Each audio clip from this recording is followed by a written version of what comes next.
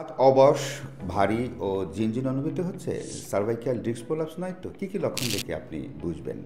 ঘাড়ে প্রচণ্ড ব্যথা হবে এবং ঘাড় শক্ত ভাব এবং ঘাড়ে নড়াচড়া করতে আপনি কষ্ট পাবেন। ঘাড় থেকে ব্যথা হাত পর্যন্ত ছড়িয়ে যাবে। হাত অবশ, ঝিনঝিন এবং ভারী অনুভূত হবে। অনেক ক্ষেত্রে হাতটা এত দুর্বল লাগবে যে কোনো জিনিস তুলতে আপনার খুব কষ্ট হচ্ছে এবং প্রচণ্ড ব্যথা হচ্ছে।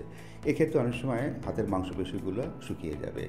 আপনি যখন হাতটাকে ঝুলিয়ে রাখবেন এবং যখন ঘুমাবেন তখন তীব্র পরিমাণে ব্যথা অনুভূত হতে পারে। কী কারণে হতে পারে?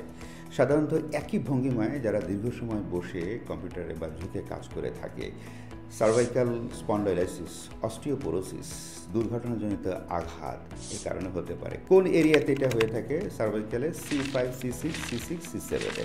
এর চিকিৎসার ক্ষেত্রে সাধারণত একজন বিশেষজ্ঞ ফিজিওথেরাপি চিকিৎসকের শরণাপন্ন হয়ে কাইরোপ্র্যাকটিক অ্যাডজাস্টমেন্ট থেরাপি এবং নিউরাল মোবিলাইজেশন থেরাপি গ্রহণ করবেন। আশা করি আপনার উপকৃত হবেন। সুপ্রিয় দর্শক, আজ এ পর্যন্তই। আসসালামু আলাইকুম।